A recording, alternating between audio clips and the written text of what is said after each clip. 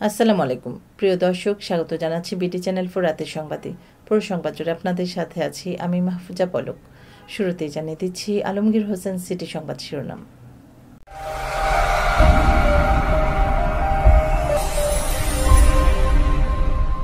কিশোরগঞ্জে Alamgir Hossain city আবাসন মেলা শুরু।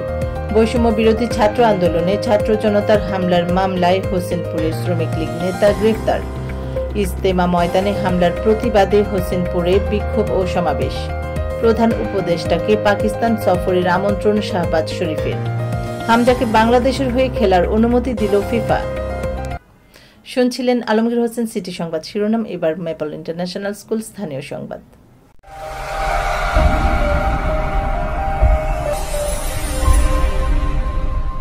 কিশোরগঞ্জে আলমগীর হোসেন সিটি আবাসন মেলা শুরু। কিশোরগঞ্জে এই প্রথম শুরু হয়েছে 3 দিনব্যাপী আলমগীর হোসেন সিটি আবাসন মেলা। আজ সন্ধ্যায় শহরের গাইটাল পেট্রোল পাম্প সংলগ্ন স্কাই টাচ প্রকল্পের 2য় তলায় ফিতা কেটে এই মেলার উদ্বোধন করেন সলিউশন নেস্ট বিডির চেয়ারম্যান রাবেয়া বেগম। মেলায় আলমগীর হোসেন সিটি ছাড়াও আবাসন নির্মাণ সামগ্রীর বিভিন্ন ব্যবসা প্রতিষ্ঠান এই আবাসন মেলায় অংশ নিয়েছে। শহরের গাইটাল এলাকার স্কাই টাচ প্রকল্পের 2য় তলায় আয়োজিত এই আবাসন মেলা 19 ডিসেম্বর থেকে চলবে 21 ডিসেম্বর পর্যন্ত। আলমগীর হোসেন সিটির সহযোগী প্রতিষ্ঠান সলিউশন নেস্ট বিডি লিমিটেডের ব্যবস্থাপনা পরিচালক ও মেলা আয়োজক কমিটির সভাপতি শফিকুল আলম শিপলু মেলার উদ্বোধনী অনুষ্ঠানে তাদের বিভিন্ন আবাসন প্রকল্পের বিষয়ে উপস্থিত সুধীজনদের বিস্তারিত অবহিত করেন।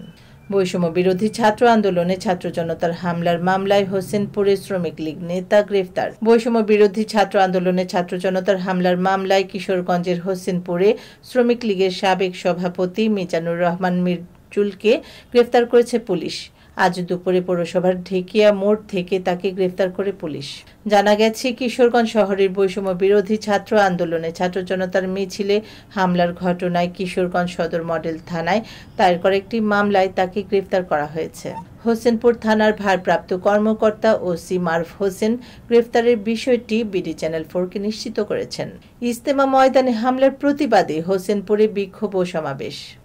গাজীপুরের টঙ্গীতে বিশ্ব ইজতেমা ময়দানে তাবলিগ জামাতের ওপর জুবাইরপন্থী ও সাতপন্থীদের বর্বরোচিত হামলার প্রতিবাদে ও বিচারের দাবিতে কিশোরগঞ্জের হোসেনপুরে বিক্ষোভ মিছিল ও সমাবেশ অনুষ্ঠিত হয়েছে।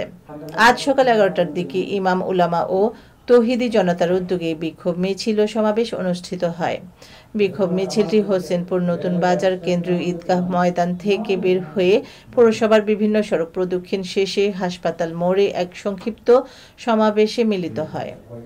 মাওলানা আবুল কালাম ফারুকের নেতৃত্বে এই সময় উপস্থিত ছিলেন হাফেজ মাওলানা কারিমুল্লাহ, মাওলানা নাজমুল হক, ফয়সাল, মাওলানা আসাদুজ্জামান, শামসুজ্জামান, মতিউর রহমান, হেলাল উদ্দিন মোস্তাকিম, রইস উদ্দিন খান দুলাল, হাশিম উদ্দিন, রফিকুল ইসলাম বাচ্চু, আবুল কাশেম, জুয়েল, এমদাদুল্লাহ ও আবুল ফাতাহ নুরুল্লাহ প্রমুখ। এবার জীবনদীপ হেলথ সেন্টার আন্তর্জাতিক খবর।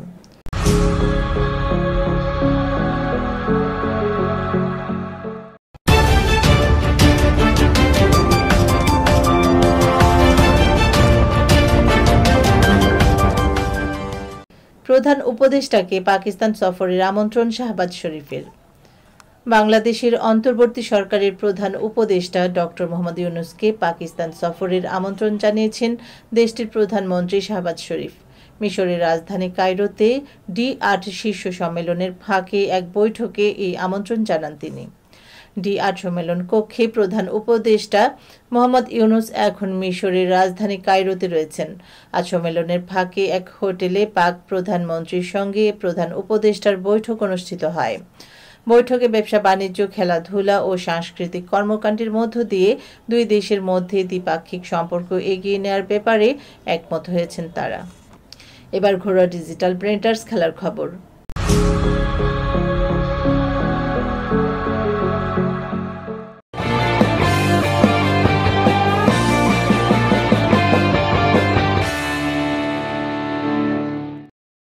হামজাকে বাংলাদেশের হয়ে খেলার অনুমতি দিল ফিফা।